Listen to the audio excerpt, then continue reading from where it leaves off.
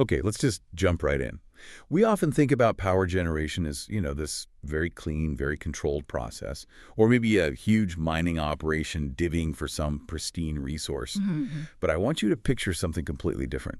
I want you to imagine a massive, multi-million-dollar industry that was built entirely on scraping the bottom of a major U.S. river for, well, for literal trash. And not just doing it, but doing it so successfully that it powered, and I'm quoting here, a goodly chunk of the metropolitan East for decades. It's an incredible image. It really is. It sort of defies our modern ideas about resource management. Hmm. You have this dirty industrial fleet, they even called it the hard coal navy at one point, working just miles from where people are fishing and boating. Right, with bald eagles flying overhead. Exactly. And yet the product of this fleet, this fine black coal silt, was absolutely critical to the regional power grid. Exactly.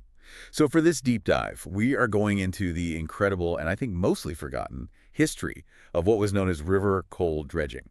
And we're focusing specifically on the Susquehanna River in Pennsylvania, around the Holtwood and Safe Harbor dams, an operation that ran from, the late 1800s all the way up to 1972. Yeah, and at its heart, this is a story of incredible engineering ingenuity that was born directly out of a catastrophic industrial failure happening just upstream. To help us unpack all this, we've got a really fascinating stack of sources.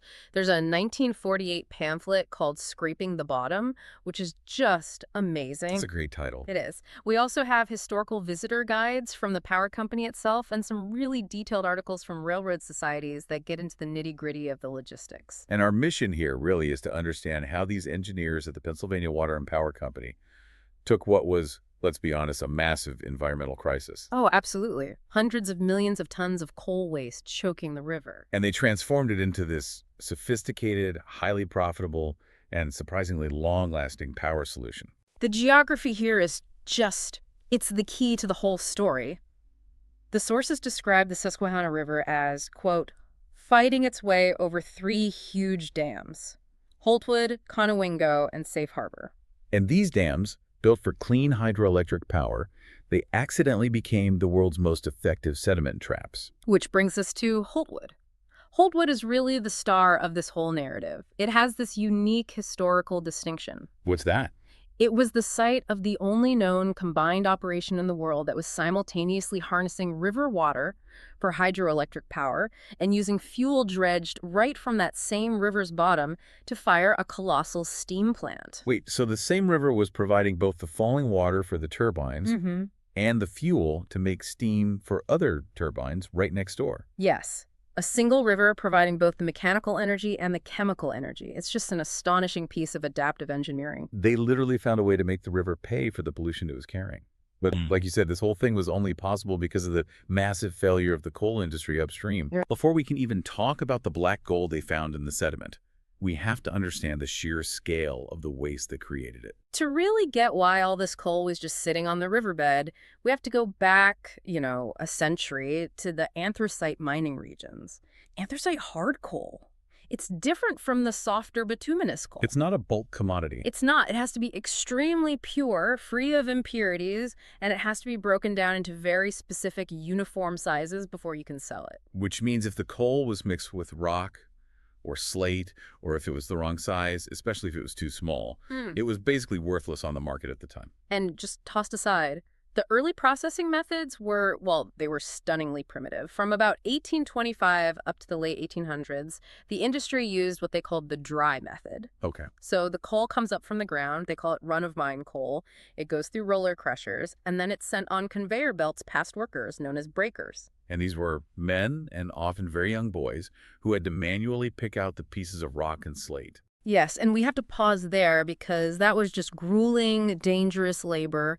These were the infamous breaker boys working these incredibly long shifts in the dark and the dust for pennies. A huge human cost just baked into this story from the very beginning. It really is. And because those conveyor belts never stopped moving, the workers, whether they were boys or men, they had very little time to look at each piece. So if a piece was questionable, like a mix of coal and rock, they just threw it out. It would take too long to separate. It was discarded into these massive waste piles. The priority was speed, not efficiency. and on top of that, the industry had no use for the really small, pulverized sizes of coal, the stuff they called fines, Right, so even pure coal, if it was too small, got dumped too.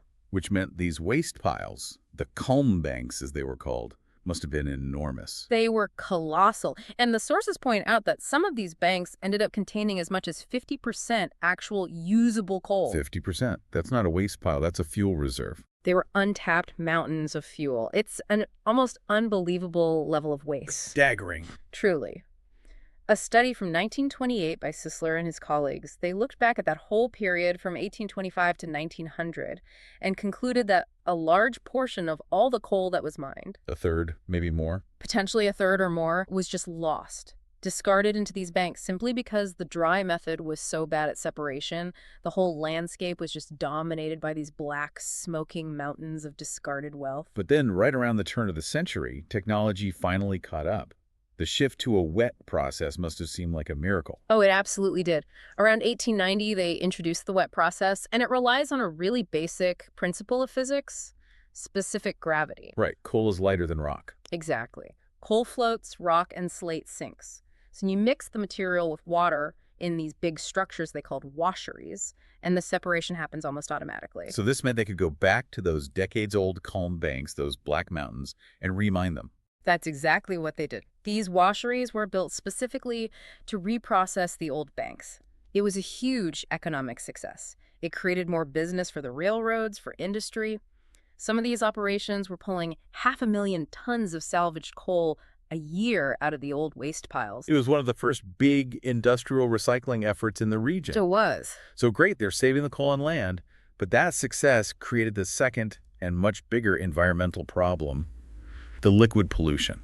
That's the central tragedy here, because when they used this wet process, the discharge water, the breaker water, was just black with huge amounts of fine coal particles or silt, along with all this highly acidic mine drainage. And environmental standards back then were non-existent. Non-existent. So this thick, black, acidic liquid was just dumped directly into the nearest streams and tributaries. And the ecological devastation was immediate, I assume. The sources paint a grim picture. It killed all the fish, all the aquatic life right away. It poisoned the vegetation along the streams. And because it was so fine and dense, it started to build up in the stream beds and caused all this backflooding. Oh, So when the streams overflowed, they would spread these immense sheets of silt coal over adjoining meadowlands, which permanently destroyed the farmland. the rivers just became the new dumping ground. The whole system of streams that fed the Susquehanna was transformed into a giant rain gutter, just collecting all these coal particles and slowly pushing them downstream. The scale is just hard to comprehend. It is.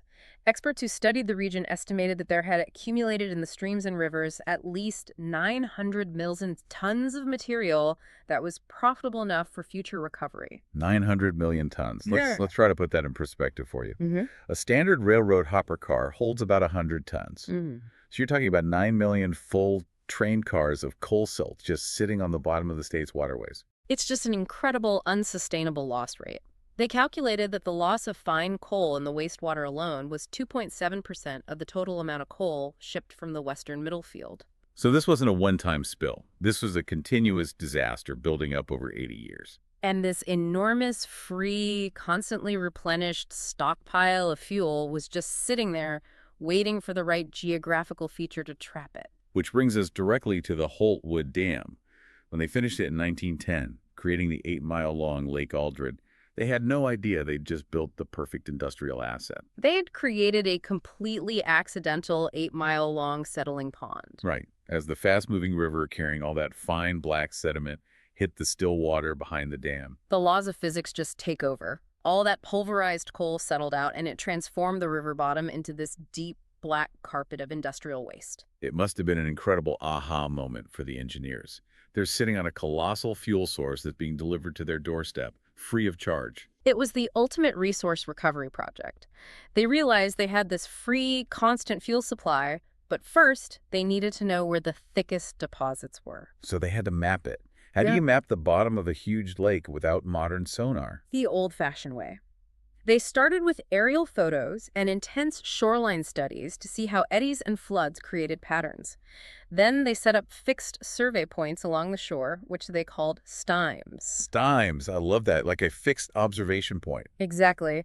And from these stimes, they'd work their way across the water, taking test borings every few feet, sampling the bottom every 2 feet of depth. So they were building a 3D map of trash, basically. A three-dimensional map of trash, exactly. And the map showed these fascinating patterns based on the river's hydrodynamics. Wasn't just uniform sludge. No, they found stratification alternating layers of coal, then sand, then coal again, which was a direct result of the high water periods, the freshets, that would wash heavier sand over the settled coal. So they knew exactly where to dredge. They knew exactly where to focus. They found a skim of anthracite on the outside of river bends, but the thickest deposits were where the strong currents met the quiet main body of the lake. Once they knew where it was, recovery became an economic imperative.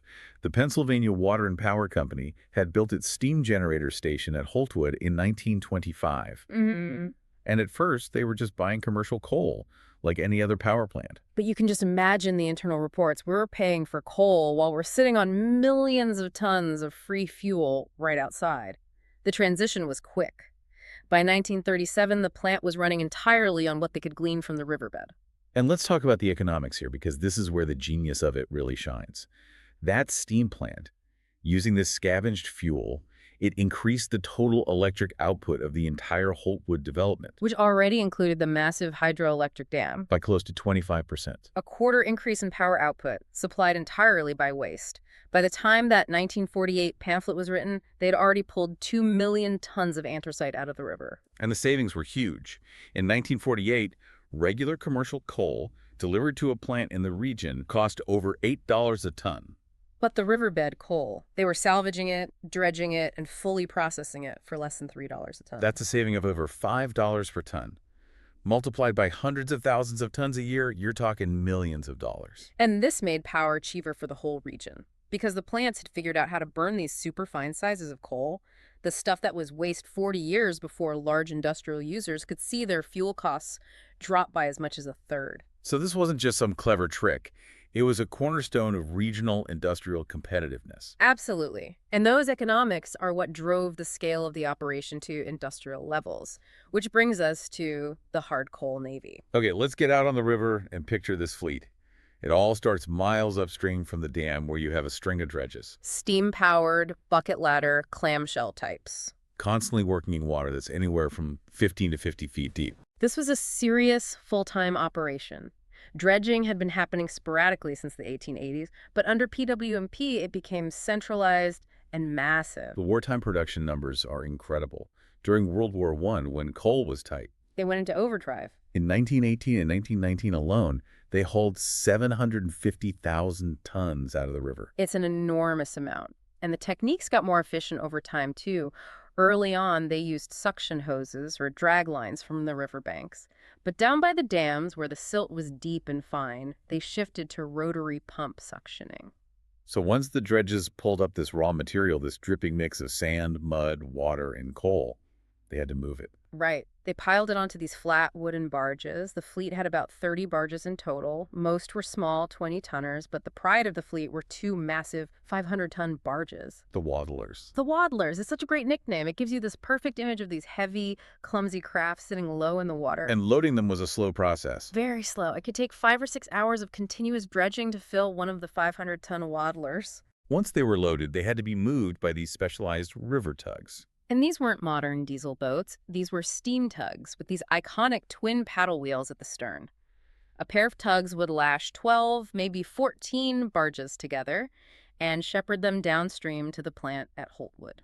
That sounds like a tough job. The sources say in rough weather, it required serious seamanship. You're dealing with heavy payloads and strong currents. But the contrast was amazing. On calm days, the crews would report watching bald eagles and deer along the shores. This incredible mix of heavy industry and natural beauty. And speaking of natural phenomena, we have to talk about the ice. It's such a bizarre little anecdote. Yes, the discovery in August of 1926. A dredge operator named David Rankins is working in 100-degree summer heat. In August. In August. And his dredge snags 4 large chunks of ice. averaging 5 feet in length from the bottom of the river. Ice. In August. How is that even possible? Hey. Well, the theory they came up with is just a brilliant piece of practical river physics. They figured the spring ice flows were driven by the current deep under rock formations on the riverbed. Okay. Then, the coal-laden river sand, that black silt they were dredging, washed over the ice and formed a thick crust. So the pollution acted as insulation. Perfect insulation. The very material they were dredging was acting like a natural refrigeration system, preserving a piece of winter right through the summer. That's incredible. But once those tugs got the barges to the docks at Holtwood, the really complex part of the operation began, turning that muddy slurry into pure power plant-ready coal. This is where the innovation becomes mechanical and chemical. At the Holtwood dock, a huge clamshell bucket would unload the silt into these gaping bunkers near the processing area, which they called the table plant. And that raw material was what, maybe half coal? Up to half coal. So a 500-ton waddler is delivering 250 tons of fuel mixed with 250 tons of sand and mud. And the first step to separate that was the table plant. And the technology here was borrowed from a completely different industry. From gold miners, yeah. They adapted the shaking table. Each table was made of wood and steel with a rubber-covered deck that had these little ridges, or riffles. And the whole thing would just jiggle back and forth. It would jiggle horizontally, vibrating constantly while being washed by a surge of water. So it's that same specific gravity principle again? Exactly. The lighter coal bits would float off over the riffles to one side, while the heavier sand would sink and get flushed into a drain pipe. A simple, high-throughput method? For the coarser particles, yes. The result was this oozy, wet coal that went up a conveyor belt to drain. But the shaking tables were only good for, beach sand-size coal. Right. What about the really fine stuff, the dust that was really clogging the river? For the finest river-bottom silt, the tables were useless. They needed a completely different, much more complex chemical process. This is where they create what they called flotation coal. For this fraction, the material went through a whole pre-treatment process. A hydraulic concentrator, stainless steel screens, a thickener, and finally, into a vessel called a conditioner. And the conditioner is where the real chemistry happens. It is. This is where they added two critical and surprisingly simple ingredients. Which were? Fuel oil and pine oil. Okay, how did that work? Well, the science is actually really elegant. Coal particles are oleophilic. They have an affinity for oil. Sand particles are not. So the oil sticks to the coal. Exactly. The fuel oil coated the tiny coal particles.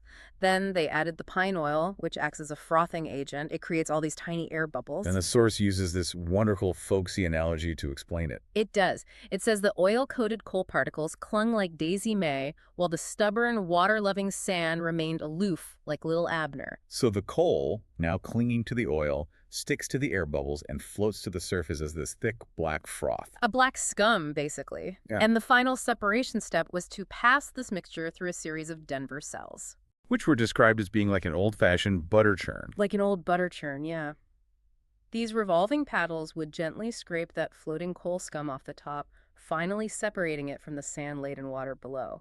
It's an incredible process. You take polluted mud, you jiggle it, you treat it with pine oil, and you skim the foam off the top. And the result was pure anthracite. But even then, the coal wasn't ready. It still had to be prepared for the specialized burners. This is the final step, pulverization. They'd take the cleaned coal, run it through a drying unit, and then feed it into these huge revolving bins. And inside these bins Was a literal railroad carload of heavy steel balls. and the cascading force of those steel balls would crush the anthracite into a particle size so fine that the sources describe it as being as fine as face powder. This fine black powder was the end product. Right. It was then blown directly into the furnaces. The key was the pulverized coal furnace technology, which was more efficient and, crucially, allowed them to use those very finest silt sizes they got from the flotation process. It's a complete closed loop. Industrial waste, cleaned with gold mining tech and chemistry, crushed into powder to fuel a city. And this whole system gave them the confidence to expand. But by the 1950s, the river was fighting back in a different way. The primary fuel source, Lake Aldred behind the Holtwood Dam, was starting to run out. It was becoming, as the engineer said, played out. The best deposits were gone, and this happened right as demand was skyrocketing. Holtwood installed a huge new generator, unit number 17, in 1955. And their fuel needs jumped from 180,000 tons a year to over 500,000. They needed more river coal, fast. So the solution was to move the whole operation upstream, about 10 miles north, to Lake Clark. This was the lake behind the Safe Harbor Dam, which was much newer. Completed in 1931. So its coal deposits were less mature, but they estimated there was enough there to last another 35 or 40 years. And this wasn't just moving a dredge. This was a complete $6 million investment in a new state-of-the-art facility at Safe Harbor in 1953. They were betting big on the future of river coal, and they designed the new plant to be far more efficient, aiming to produce 2,400 tons of clean coal every 24 hours. Which required some serious new hardware. Starting with the dredge itself, the 117 dredge. This thing was an absolute monster. A new 14-inch suction dredge, the largest piece of floating equipment on the Susquehanna above tidewater. And it could operate down to 45 feet deep. Giving them access to reserves the old dredges could never touch. And the transport system scaled up too. They moved on from the old wooden waddlers. They assembled 4 brand new 800-ton capacity steel barges right on site. A huge upgrade. And getting that payload ashore at Safe Harbor was a whole new process. They built this impressive steel-framed tower with a boom. A clamshell bucket would take 5-ton bites from the barges, but instead of dumping it in a bunker, it went into a hopper where it was mixed with water to create a slurry. A thick liquid slurry. And that slurry had to get to the washing plant, which was up on a bluff high above the river. This is where the engineering commitment really shows. They pumped that slurry through a massive 12-inch pipeline, and they actually built a tunnel for that pipeline that ran underneath the adjacent active railway lines. Building a tunnel under active tracks, that's a sign of permanence. It absolutely is. They were Right. literally pumping a mountain of waste up to the washing machine on the shore. And the cleaning process at Safe Harbor was designed not just for efficiency, but for something new: regulatory compliance. That's the defining feature of the Safe Harbor plant. They were now dealing with the Pennsylvania Clean Streams Law, which was starting to prohibit returning pollutants to the river. So they were still using the shaking tables and the flotation process with the pine oil. Same principles, yes.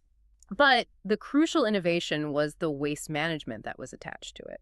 Remember, you're cleaning 1 million tons of sludge every 9 months. You have to do something with 500,000 tons of contaminated sand and mud. And if you can't dump it back in the river, where does it go? It all went to a massive treatment facility called the clarifier, a huge concrete basin, 150 feet in diameter.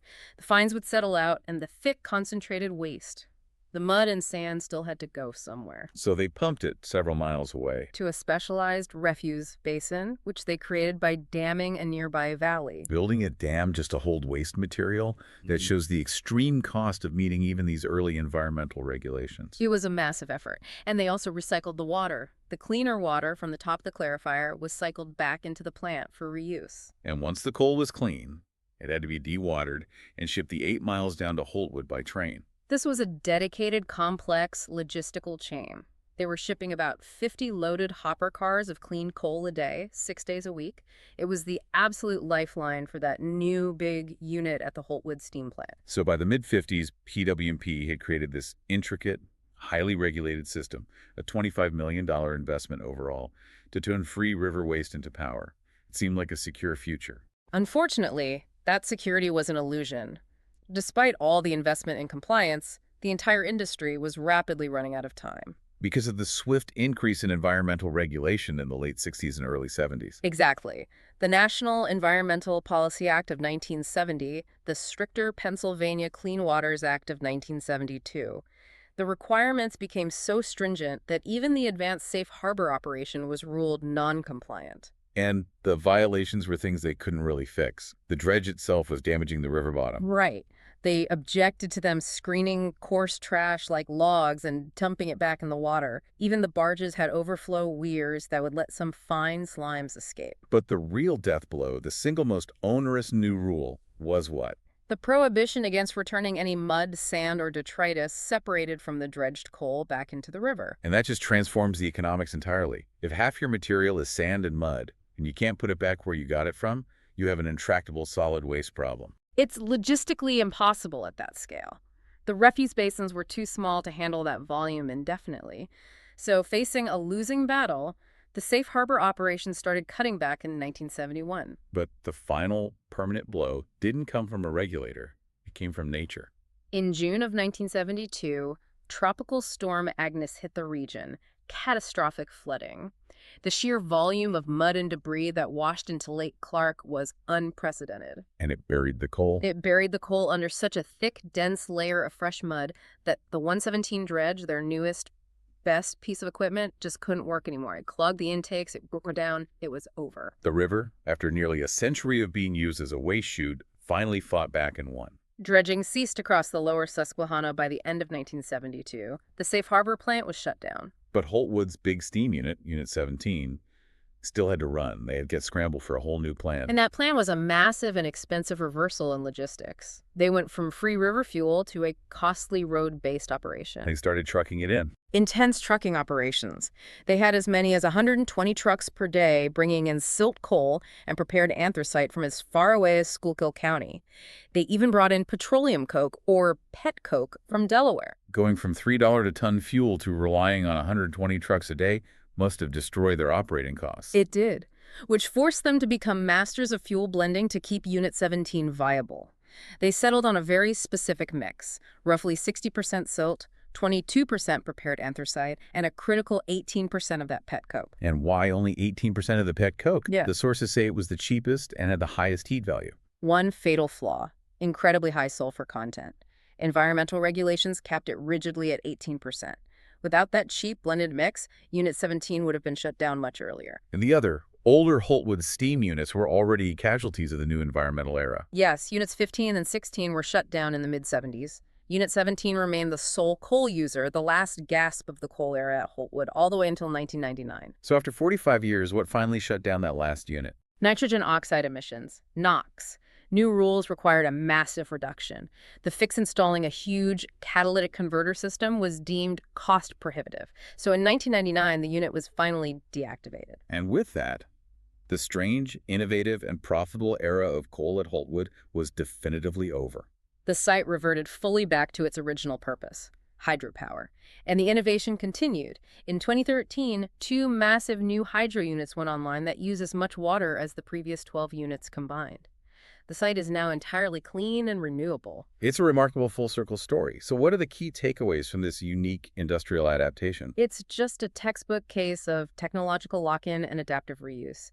An industrial inefficiency creates a hazard, the fix for that hazard creates an environmental crisis, and new technology creates a profitable solution to that crisis. Until regulations and a natural disaster make that solution too expensive. Exactly. And the engineering was just mind-boggling. Borrowing from gold miners, using pine oil, operating a huge river fleet, building dams just for waste, all to keep the cheap fuel flowing. And we should acknowledge, even though it was driven by profit, it did achieve some level of cleanup.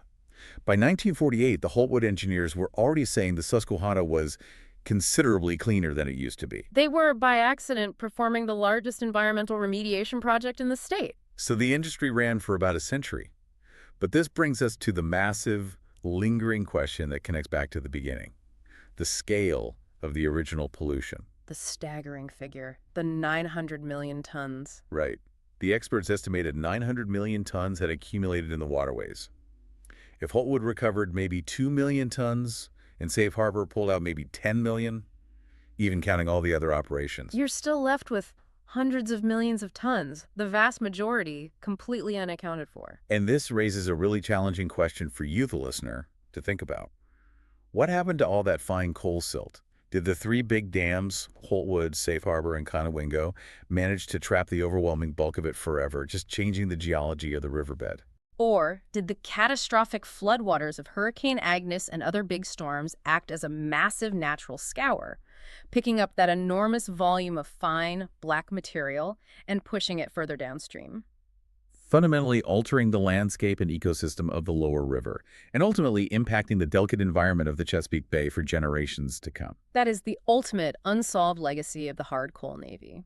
They took a fraction of the waste to power a city for decades, but the environmental cost and the final location of the rest of that coal remains a mystery, settled deep beneath the waters. Something to think about.